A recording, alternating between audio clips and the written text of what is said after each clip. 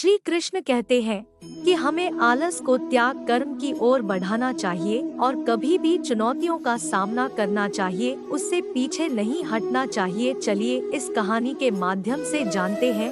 एक बार गिद्धों का झुंड उड़कर एक द्वीप पर चला गया। वह द्वीप समुद्र के मध्य में स्थित था। वहाँ बहुत सारी मछलियाँ, मेंढक और समुद्री जीव थे, इसलिए वहाँ पर गिद्धों के लिए खाने पीने की कोई कमी नहीं थी। सबसे अच्छी बात यह थी कि वहाँ कोई जंगली जानवर जो कि गिद्ध का शिकार करे वैसा कोई जंगली जानवर नहीं था। वहाँ गिद्ध बहुत प्रसन्न थे। इतनी आरामदायक जिंदगी उन्होंने पहले कभी नहीं देखी थी। उस झुंड में ज्यादातर गिद्ध युवा थे। वे सोचने लगे कि अब वे जीवन भर इसी द्वीप पर रहेंगे। वो सब ने तय किया कि अब हम यहाँ से कहीं नहीं जाएंगे, क्योंकि इतनी आरामदायक जिंदगी कहीं नहीं मिलेगी। किंतु उन सब के बीच एक बूढ़ा गिद्ध भी था। जब वह युवा गिद्धों को देखता तो चिंतित हो जाता। उसे हमेशा यह चिंता रहती कि इस आरामदायक जीवन का इन युवा गिद्धों पर क्या प्रभाव पड़ेगा। क्या वे वास्तविक जीवन का अर्थ समझ पाएंगे? यहाँ उनके सामने कोई चुनौती नहीं है। ऐसे में जब उनके सामने मुसीबत आएगी तो वे उसका मुकाबला कैसे करेंगे?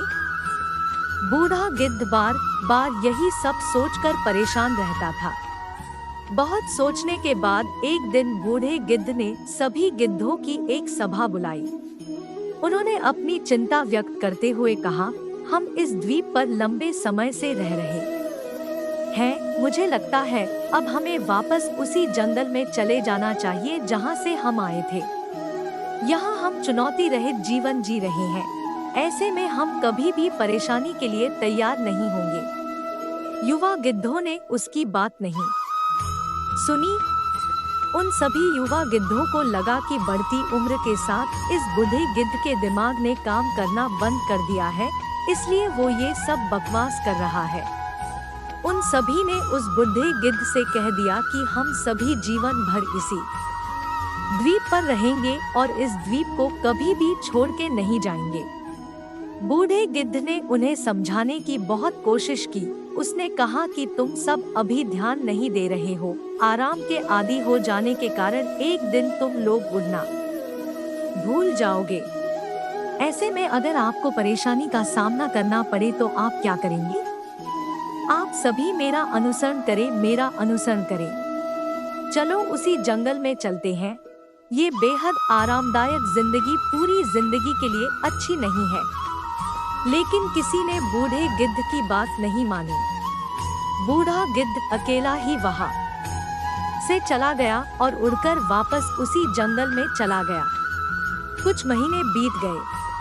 एक दिन बूढ़े गिद्ध ने द्वीप पर गिद्धों को खोजने और द्वीप पर उड़ने के बारे में सोचा। द्वीप पर जाकर उन्होंने देखा कि वहाँ का दृश्य बदला हुआ था। जहाँ देखो वहाँ गिद्धों की लाशें पड़ी थी। कई गिद्ध लहूलुहान और घायल हो गए। बूढ़े गिद्ध ने हैरान होकर घायल गिद्ध से पूछा, क्या हुआ? तुम्हारी यह हालत कैसे हुई?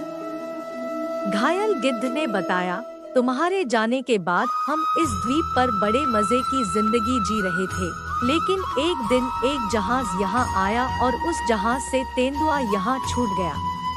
पहले तो उन चीतों ने हमें कुछ नहीं किया, किंतु जब उन चीतों को कुछ दिनों के बाद ऐसा एहसास हुआ कि हम उड़ना भूल गए हैं। हमारे पंजे और नाखून इतने कमजोर हो गए हैं कि हम किसी पर हमला भी नहीं कर सकते या अपनी रक्षा भी नहीं कर सकते। तो उन्होंने एक एक करके हमें मारकर खाना शुरू कर दिया। उन्हीं के कारण हमारी यह हालत हुई है। शायद आप पर विश्वास न करने का हमें यह परिणाम मिला है। इस कहानी से हमें यह शिक्षा मिलता है कि कंफर्ट जोन में जाने के बाद अक्सर वहां से निकलना मुश्किल होता है। जब चुनौतियां हो तो उनका सामना करना आसान नहीं होता। इसलिए कभी भी कंफर्ट जोन में जाकर खुश न हो। हमेशा अपने आप को चुनौती दें और परेशानी में रहें।